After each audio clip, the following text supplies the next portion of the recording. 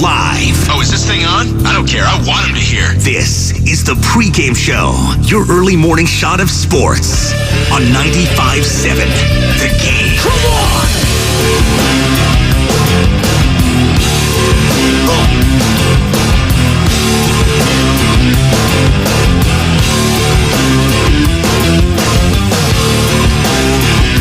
It is the Pregame Show. Welcome in, ladies and gentlemen, boys and girls, to this lovely Thursday morning here in the greater Bay Area, downtown San Francisco, talking to all of you. If you're just getting off work, if you're getting ready for work, if you're just chilling at work, and you know what, you're just trying to just take a step back and relax. I hope I can do that and provide some comfort for you for the next hour. You got me here, Joe Spadoni, in the house alongside Sam Lubman, who's in the producer studio. Always helping out. Always appreciate Sam Lubman. And I appreciate you to join the conversation at 888-957-9570. That's the number to call or text the Xfinity mobile text line. Also, we are streaming live on the app formerly called Twitter all day long, 5 a.m. through 7 p.m. right here on 95.7 The Game. In fact, I am going to repost, retweet, whatever the hell you want to call it now. And you can follow me at Spadoni _ Joe. I'm going to quote tweet it right now. There you go. Also, I mean, we're on so many damn apps. We're on YouTube. We're on Twitch. Search 95.7 The Game. Like and subscribe there. And you can also find a plethora of interviews that we have had, segments we have had. We had 49ers first round pick, wide receiver out of the University of Florida, Ricky Pearsall, joined the boys yesterday in the morning. That was a great interview, very personable. Hey, Ricky Pearsall, sneaky funny. He's a funny guy. And I'm not going Goodfellas funny guy. He's just funny. He gets it. Although, when the boys made a Sopranos reference, hey, you ever see the Sopranos or anything like that? I don't know what that is. It's like, oh my God. Man. I mean, I'm only like 6 or 7 years older than him, but that's, being born in 2000, there is something to be like, oh, man, these athletes keep getting younger and younger and younger, and you just keep getting older and older and older, and your age eventually shows.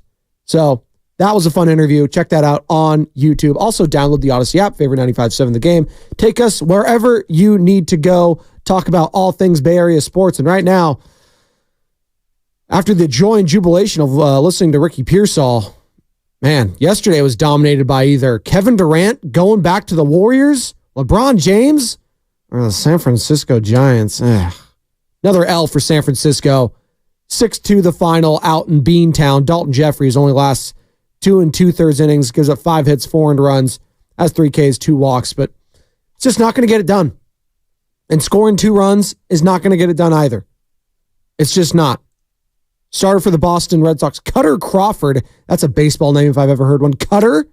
I mean, that guy was made to play baseball. Cutter with a K, by the way, too. Goes 7 innings, allows 4 hits, just 2 earned runs, 6 Ks, 2 walks as well. But right now, I'm just looking up and down this Giants lineup. Jung-Hoo Lee yesterday, 1 hit. All right. Soler, Ofer. Lamont Wade, Ofer. Got a walk. Chapman. Got a hit. Conforto. Got a run. Strada. Thank you. Got a hit. Fantasy team needed that. But yes, like I just keep going up and up and up, up and down. Shout out Tom Murphy. Gets his first homer of the year.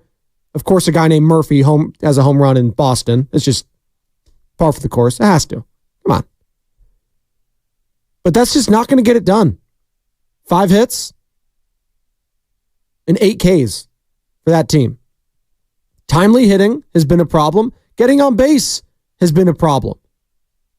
And we thought that could be something to monitor throughout the season, but with all the excitement and jubilation of getting names like Chapman and Soler and Jung-Hoo Lee, and you made the trade for Blake Snell. Oh man, the excitement was abound for the San Francisco Giants. Right now, it's just, I mean, this is a perfect moment right now for the San Francisco Giants to capture the audience of the Bay Area. This is perfect. Draft just ended. Warriors were in offseason. We're talking about Kevin Durant and LeBron James. That's going to be there all summer. But for the Giants right now, perfect opportunity to capture an audience, and they're letting it slip. And speaking of a Bay Area baseball team that has actually captured my audience, which is kind of crazy, and it's not in the way you think, it's the Oakland A's. What? Sweeping the Pittsburgh Pirates. It's cool in the gang. Celebration, baby. Hey, right now, the A's are a better team than the San Francisco Giants on May 2nd, 2024. The Las Vegas A's of Sacramento playing in Oakland, they are a better team than the San Francisco Giants. Now, what does that mean? Nothing. Again, it's May 2nd. Got a lot of baseball still to be played. But they're fun to watch. I mean, that combination of that bullpen with the A's, Urseg, coupled with Mason Miller, who had a down performance for him. I was actually kind of pissed the A's scored another run because I needed that save opportunity in fantasy again. But nonetheless, you bring out Mason Miller. He was warmed up. You got to bring him in anyways. And he only had one strikeout. What a bum. Just one? Got to be striking out the side every single time, Mason. He's already slipping. Yeah, I mean, come on. Hey, now we're starting to see that slider more. He's a two-pitch guy. It's that fastball and slider. That slider's nasty. When you're not because you're expecting fastball at your face, Sammy. Well, no, you're either getting 102 at the letters or a slider low and away. Like, if you're a hitter, I'm sorry, what do you do there? Nothing. You don't do anything. It's just cry. It's just exactly what you do. And that's what the Pittsburgh Pirates did. That's what Daryl the Guru Johnson did on Twitter. I think he said he's denouncing his fandom is what he put it as. Okay. Come on, Goo. Goo's going through it. He's going through it. Hey, a lot of love for Goo. It's tough, man. Stick with your Pirates. They're staying in Pittsburgh, we hope. They're not moving away. They're not leaving you like the A's are. Stick with the Pirates. They got some young studs on there. It's early. Again, like how all the struggles the Pirates are having over the years, it's Mason Miller's the guy who finally breaks Guru. That's right. I think the fact that you lose or get swept to the A's is also embarrassing still, but not as embarrassing as it was last year because obviously there's a lot of turmoil going on with this franchise. John Fisher, he's a piece of crap. Can't stand that guy. He's moving on up to Sacramento for a little bit. Has been his friend Vivek Ranadive throwing him a bone, and I don't fault the city of Sacramento for trying to pitch themselves, but John Fisher got an out. The cockroach slipped away. And you know what? People can't stand him. But this A's team on the field is a lot better than last year. And dare I say, they are decent. Which, you know what? Going from awful to decent is a big jump. Now, they may fade away. They still might only win 60 games this year. That's their over, though. That over hits. Can they get to, 65? I just don't want to lose. I just don't want to lose 100 if I'm an A's fan. That's it. That's all you're looking for. So, A's get the sweep. They're at least fun to watch right now.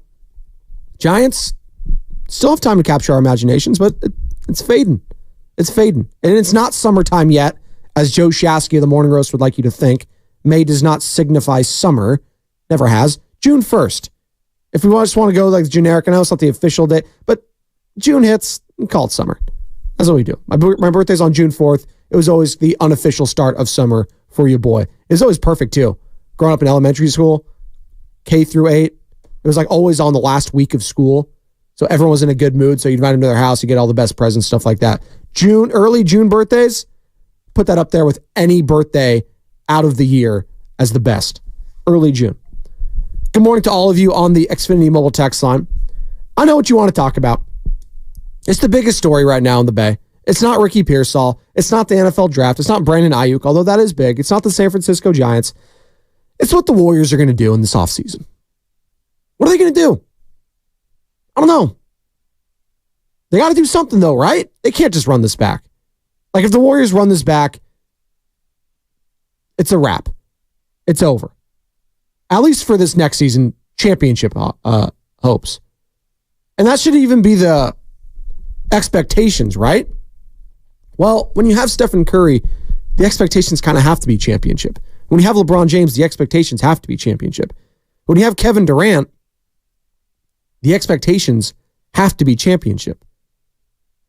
Well, they used to be. I don't know if we could say that anymore. When you had one of those guys on the team, it meant, at the very least, you were a threat in the playoffs. You can't say that anymore. Not after what we have just witnessed. So what does that mean? It means you need depth, size, athleticism, and yeah, another star would help, and number 2 would help. But how do you get that star?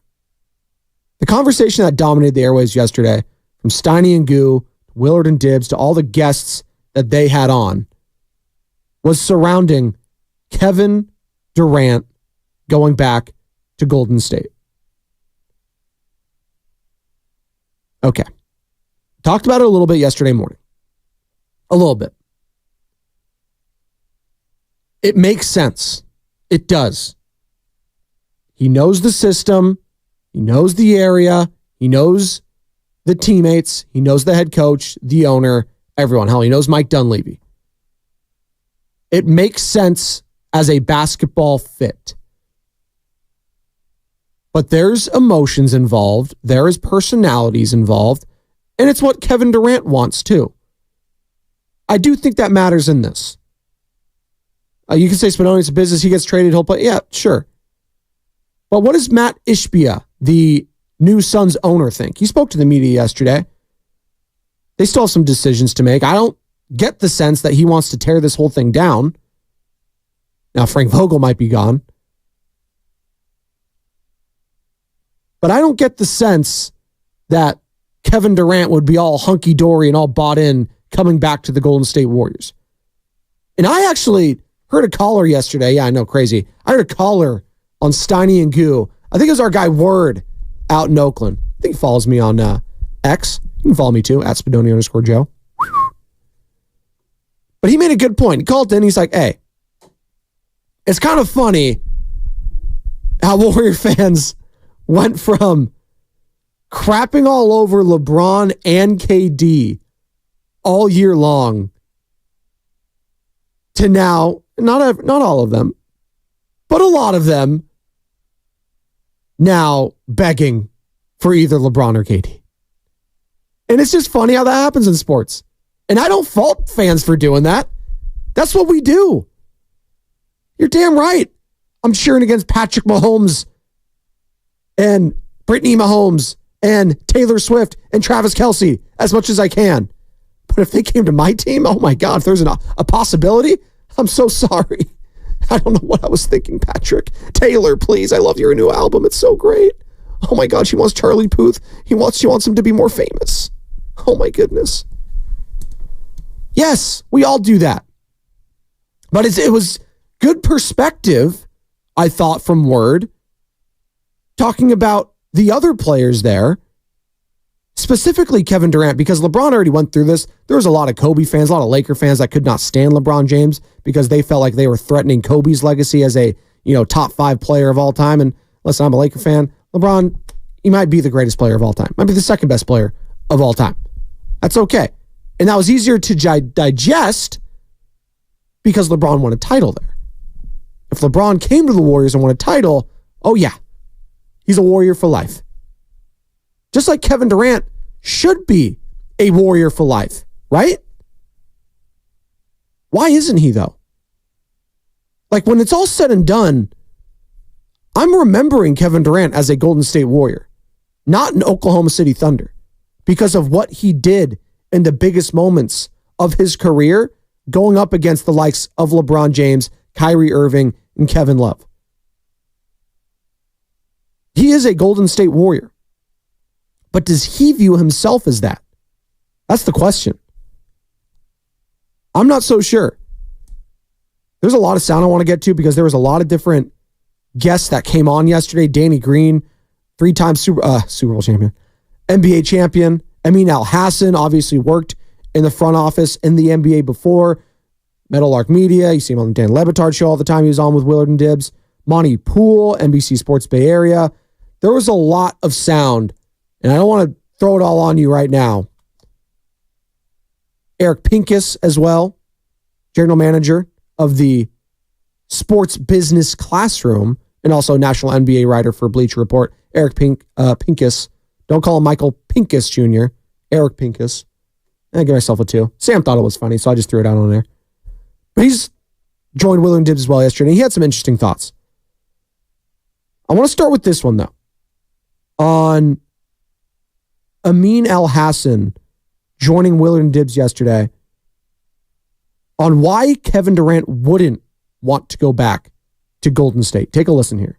Kevin's been searching to kind of distance himself from what he accomplished in Golden State. And specifically, Kevin definitely has sought to distance himself from playing that style of basketball. So going back to kind of being an auteur, this savant who does everything isolation and basically can get his bucket any way that he wants. He doesn't want to come off of down screens and split action and all that stuff. If he did, he would have done it in Brooklyn. He would have done it in Phoenix.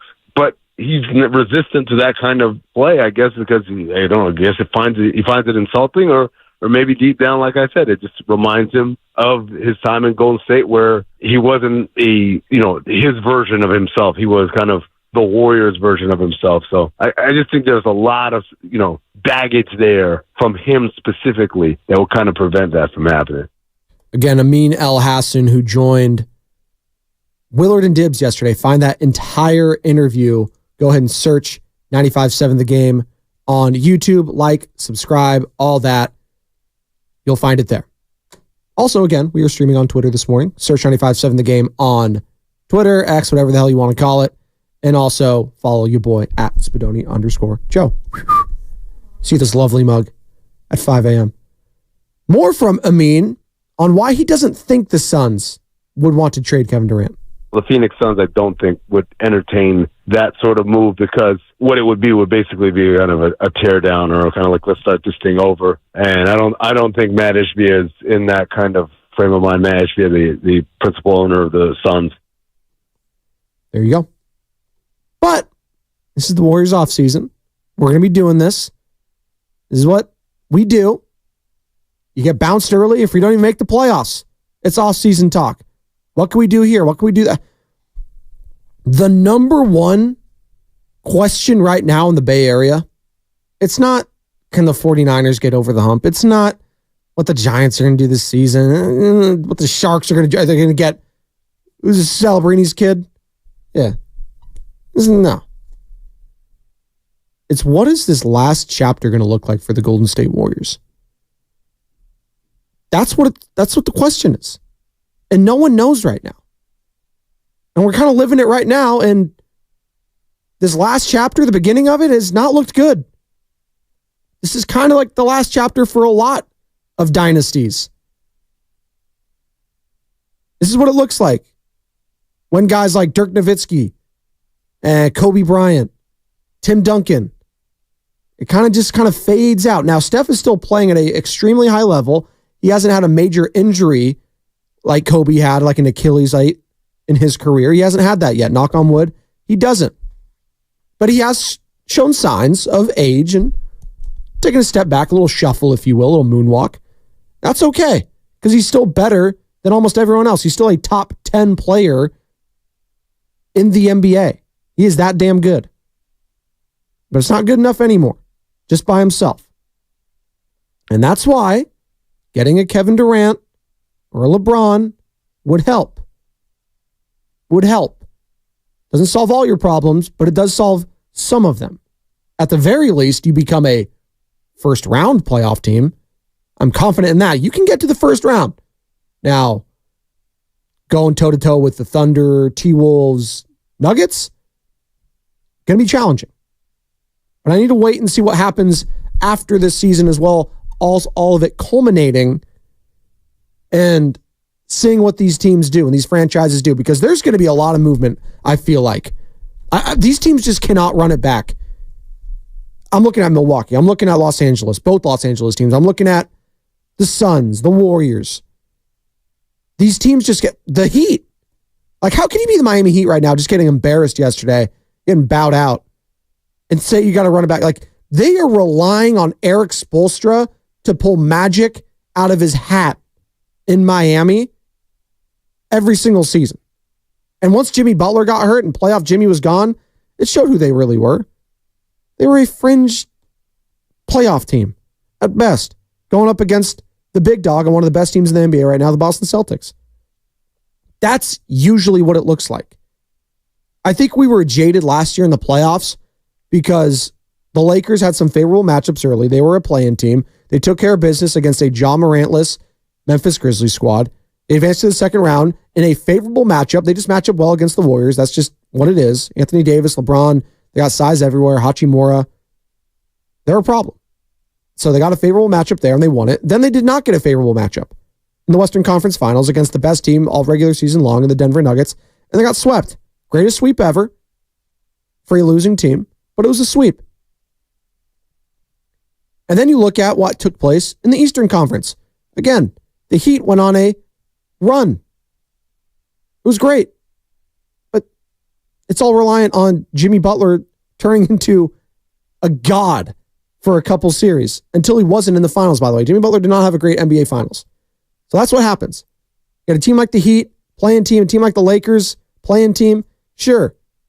There are exceptions to the rule, though. There are exceptions. And for the longest time, the Warriors were the top dog, and they set the tone. They didn't have to question whether or not they were a top 4, top 3, top 2 seed. They were going to be 1 or 2. Whether it was them vying against the Spurs or the Rockets, what have you. They were going to be in that conversation, though. They're not in that conversation anymore. So how do you get back into that? Drafting helps, but can you and do you have the patience to do that? I don't know if Stephen Curry does. I don't know if Steve Kerr does. I don't know if Joe Lacob does. What is Joe Lacob thinking right now? He has been quiet. What's Joey Lightyear's thinking? Here's Monty Poole, NBC Sports Bay Area. Covers the team for a very long time. We love Monty Poole, friend of the show, friend of the station. If Kevin Durant is on the market, Warriors are shopping. If you're the Warriors, you would be in on Kevin, and the question is whether Kevin would want to come back, because he has said, I don't really regret anything I've done. Didn't regret going to the Warriors. Didn't regret leaving the Warriors. Didn't regret going to Brooklyn. Don't know if he regrets leaving Brooklyn, but apparently not, because he doesn't. I don't do regrets. You know, I just do what I do, and whatever's supposed to happen is going to happen. I've even seen that KD might go back to OKC. Wow, that would be a serious turn. But yeah, if KD is on the market, the Warriors are shopping. That would be crazy, that little nugget there. I did not hear that KD back to OKC rumor. That's kind of crazy. And talk about a redemption arc for him if he actually brought a title back to Oklahoma City. Then I might switch back and then I might remember him as a Thunder. I might. That would be, talking about storylines in the NBA, KD back to the Warriors would be massive. Don't get me wrong. Him going back to the Thunder after how the fan base treated him. We thought the fan base in Golden State, some of them were harsh on Kevin Durant. It's nothing compared to the entirety of the Oklahoma City fan base. You know what? They don't deserve him. They don't. They don't deserve him back. All right? And they're fine right now with what they got, and we'll see how things shake out in the second round against either Dallas or the Clippers. Dallas getting the win yesterday over the Clippers to advance to 3-2 on that series. 1-1 away from them advancing to the second round, and then another old team getting bounced in the first. Paul George, apparently the Magic are very interested in him, reports are saying. Kawhi Leonard, his career might be over. What happens there? I don't know. You got James Harden, you got Russell Westbrook, just, again, changing of the guard. Out with the old, in with the new is what Bonte was saying, and I think that's a perfect summarization. 408 on the Xfinity mobile text line. We do not want LeBron in the Bay. I don't care how good he is. We will be even more hated if he comes here. That's great. I love to be hated. You should want to be hated in sports. It's a great feeling. 408. Embrace the hatred is what I will say. Because if they don't hate you and they don't love you, it means they don't care. And that's the worst place to be. You want to be loved or hated or feared. All three of those at the same time, presumably. That'd be great. That means you're a king. You're one of the kings, the top nobles in the village. And right now, they're kind of just a lowly peon, just a villager right now. They're not a house to be feared like in Game of Thrones. If the Golden State Warriors were a house right now, you know, you got your house Tyrells, your house Lannisters, Starks. Like, what are the Warriors? They're not even the Bolton house. I mean, at least they rose up for a little bit. Then they got humbled back real quick. Ramsey getting eaten by the dog, spoiler alert. That was very satisfying. I don't even know what house they would be. Like, House Clegane? You know, is Draymond the Hound? Like, that's what I'm talking about here. They're just one of the lowly ones. 888-957-9570. We'll pick up this conversation on the other side, plus more of your calls, more of your text. Kevin Durant back in the Golden State Warriors uniform. How are we feeling about that, Warriors fans? How are we feeling about that? And I want to hear from people that don't want Kevin Durant back. Is there anyone out there that truly just wants to run this thing back? I'm curious about that. 888-957-9570. It's the pregame show, Joe Spadoni, as we roll on here on 95.7 The Game. Founded in 1964, Fremont Bank understands the difference 60 years can make. It's the difference found in the detail.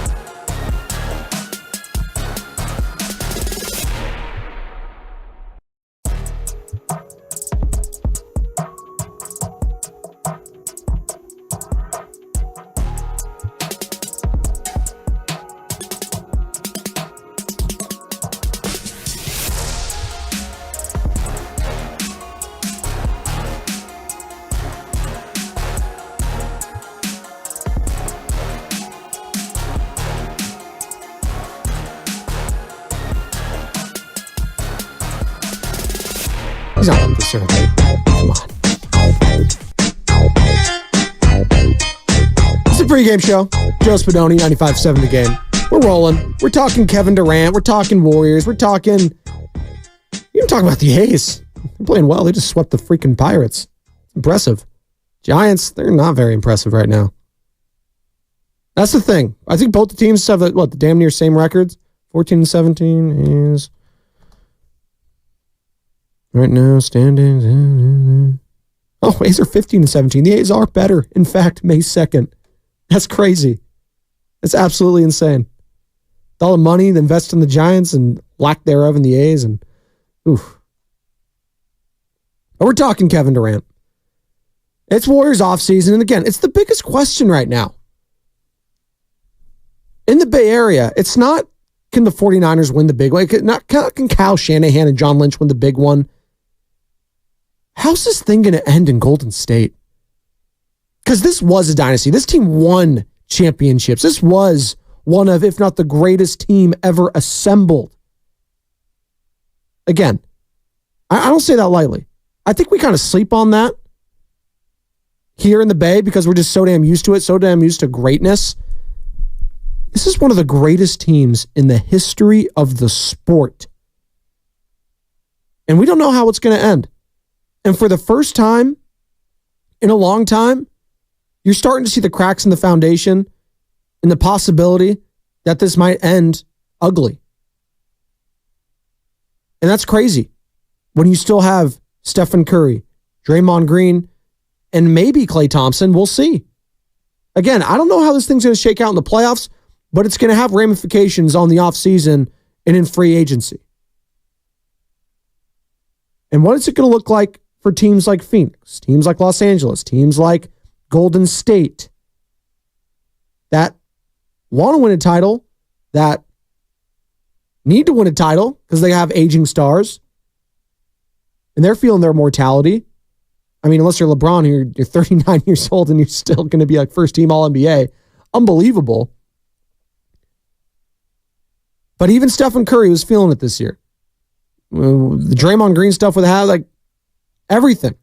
He was feeling the burden this year more than any other year. And the weight of a franchise, it takes a toll. It does. Mentally, physically, all of it. And having another guy here to share that load would help. Could that guy be Kevin Durant? Well, Eric Pincus, national writer, Bleacher Report for the NBA, had some thoughts on why the Suns may end up, needing to trade Kevin Durant. This was on with William Dibbs yesterday. They faced some really difficult issues, self-inflicted. They went after Beal, added on a giant salary, obviously have Booker, they have Nurkic, and they basically have 5 players, Grayson Allen. Everybody else, Royce O'Neal they can keep, but it's going to cost a lot of money, not just in his salary, but in the tax they're going to have to pay to keep him. And then everybody else they add is just minimum dudes. And, there are quality minimum players out there, but usually get what you pay for. It's hard to get guys who can really help you all year round and in the playoffs at the minimum. So they could face a situation where they say, hey, let's go for depth. We probably can't trade Beal based on his contract, his no trade clause, injury history. Maybe we don't want to trade Booker based on his age. Younger guy still, under 30. KD, a little bit older. KD maybe decides to push out. That's how I would see it going. But do I think it's going to happen? I don't know. I don't have any intel to say that that's in progress. But is it on that, could happen list? Of course. 408 from the Xfinity mobile text line, 888-957-9570. Hit me up there. Hit me up on Twitter. We are streaming live and local there as well. And we're also streaming on YouTube, Twitch, powered by First NorCal Credit Union. 408. Hey, Joe, I would love to have Durant back, but I think you'd have to give up the future just to get him for 1 year. That's not worth it. Well, how much is another championship in Stephen Curry's belt, another ring on his finger worth to you? One for the thumb. That's what we're talking about here. It's all about getting Stephen Curry that ring. right? Or is it about the future after Stephen Curry too? See, this is a difficult pathway right now. And this is what we were talking about, James Wiseman building now and the future, the two timelines, right? Well, that's all great. But I think everyone kind of assumed post Steph Curry, there was going to be a down period. I know Joe Lacob doesn't want that. He's in the business of winning with Steph or without. He is the owner. You know, Steph's going to go at some point, but Joe Lacob's going to remain. And he wants to win. So is it about getting Steph that fifth? Is that the most important thing? Or is it now, you know, yeah, that's great if we win another with Steph, but honestly, we need to compete after him. They're juggling that as well. And how could you not look at the landscape of the NBA right now and just say, and look at teams like Minnesota, Boston, Oklahoma City, Denver, like they built it the right way. And so did the Warriors. They did. They drafted Steph, Dre, and Clay. They were smart and took on Kevin Durant when he wanted to join them. That's just good business. But they're going to have to hit on guys like they did in the past. And I'd say Pajemski and Trace Jackson Davis were hits. I'd say that. But they're also not star players. I don't even know if either of them are starters. They were starting at times. That doesn't make them starters in the NBA. So, and Jonathan Kuminga, Moses Moody. I mean, maybe. I think Jonathan Kuminga is going to be a starter in this league and potentially an all-star. Is that good enough, though, to build around one guy like that? I'm not so sure. And Moses Moody, again, could be a rotational piece. Haven't seen enough of him. Do you run it back and just play all the young guys? I heard a couple callers yesterday calling, feeling like that's the move. But if you're doing that, then you're kind of signaling you're not going to win a title.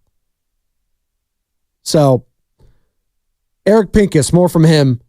Bleacher Report, again, national NBA writer, talking about why the Suns, in trading Kevin Durant from Phoenix, is a path out of their tough situation. If depth is the answer, then the only answer to getting depth is getting rid of one of their main guys. Like if you trade Nurkic, fine, but like you don't have enough size as it is. Grayson Allen, they just extended. He's not the problem, and they can't trade him till October. So if most of these moves happen around July, then he's not on that list. The list of things they can do shrinks really quickly. There's just not much they can do outside of just keep the same group together, add minimum guys, keep Royce O'Neal, pay a ton of money, pay some penalties, deal with that second apron, or maybe get out of one of these top three guys, of which, you know, we're talking about KD.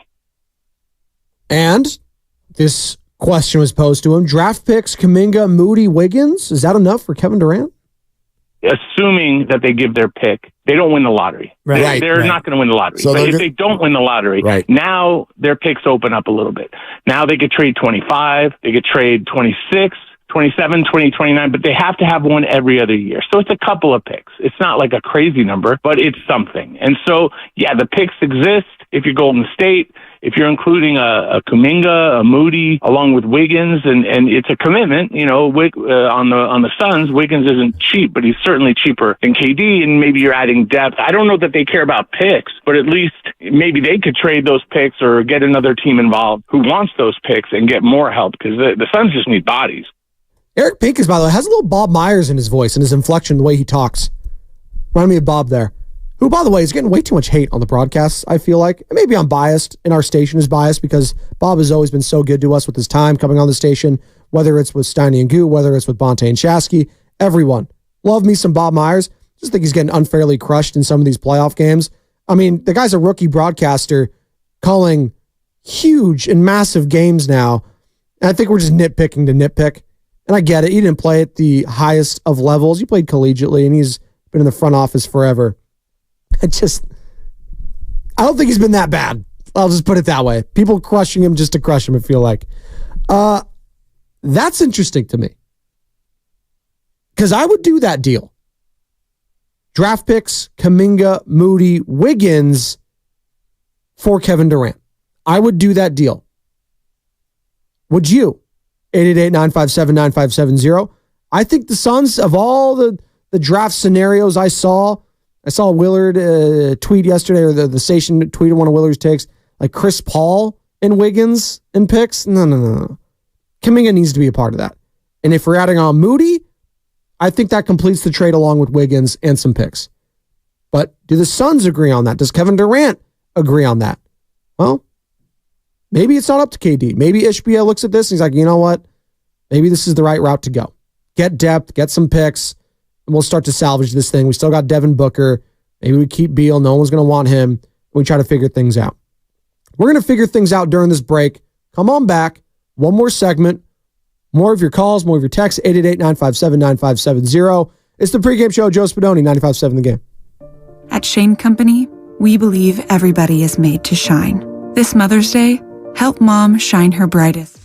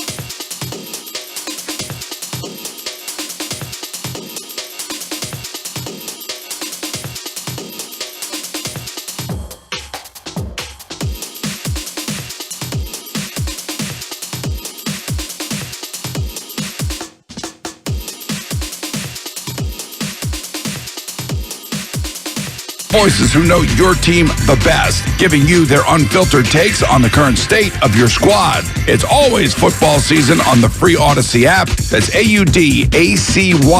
Download it today. Now, back to the pregame show on 95.7 The Game.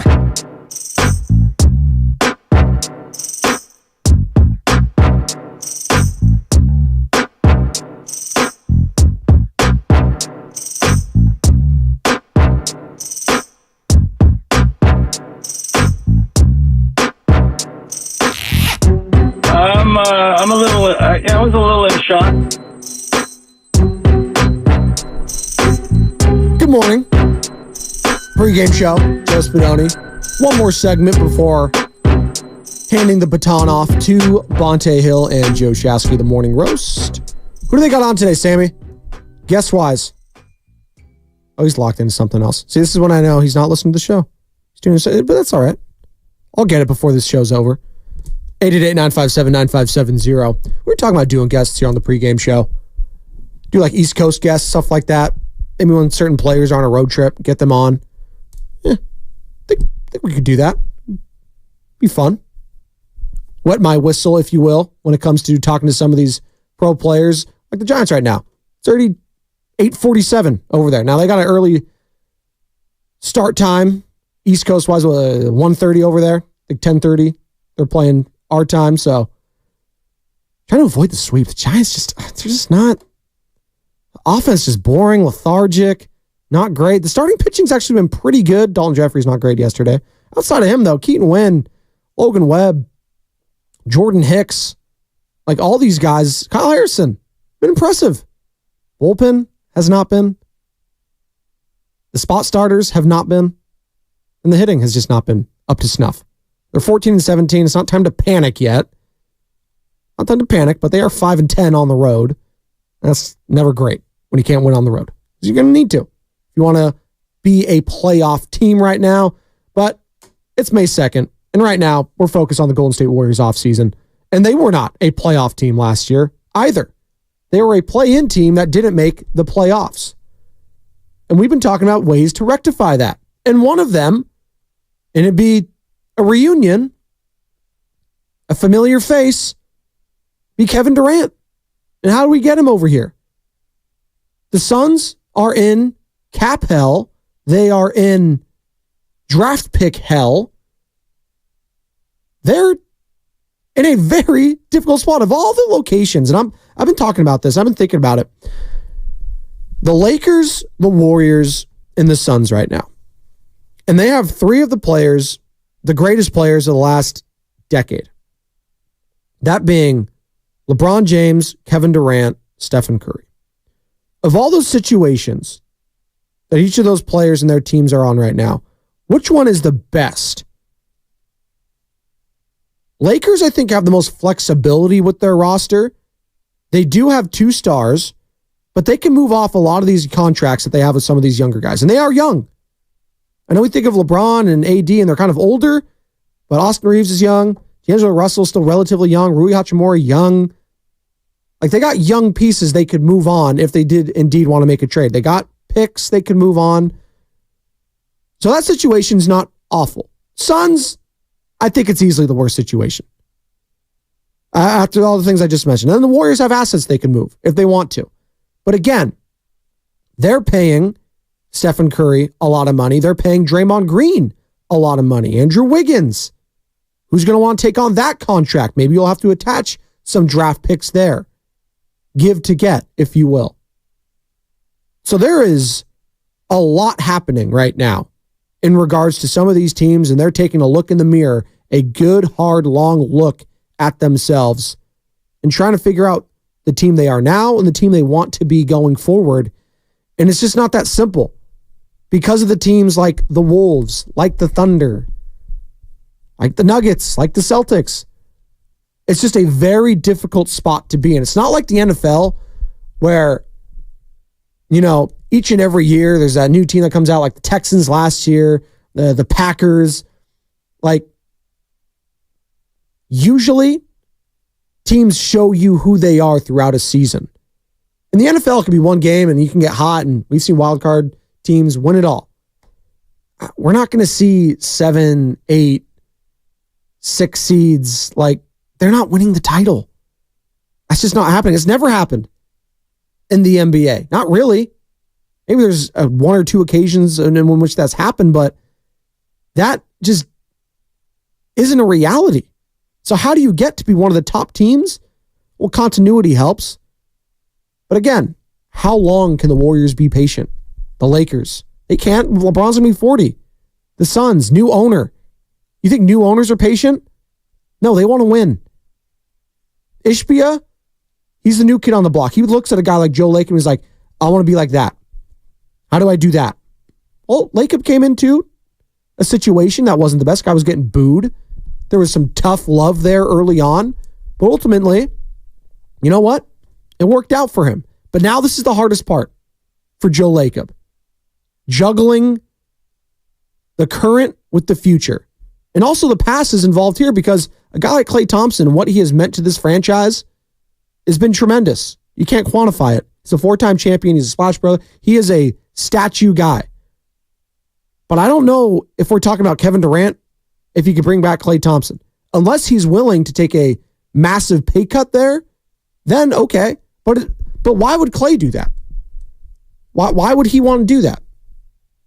Maybe he sees the bigger picture and he feels like he can help and win another championship, and that means more than the salary. Maybe, but I'm not speaking for his pockets. I'm not going to do that.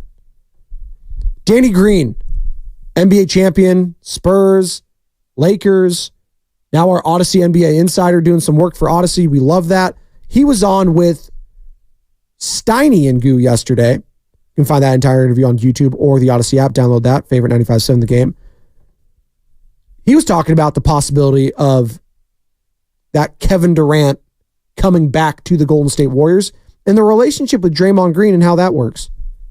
I think that's water on the bridge. They're both older now. They're grown. I don't think those problems or those issues are that relevant anymore. And I think they want peace and they want to win. And I think they're both sacrificed for the greater good to do that. They know that there's a formula, a group that has made it happen. Usually, you don't see many groups.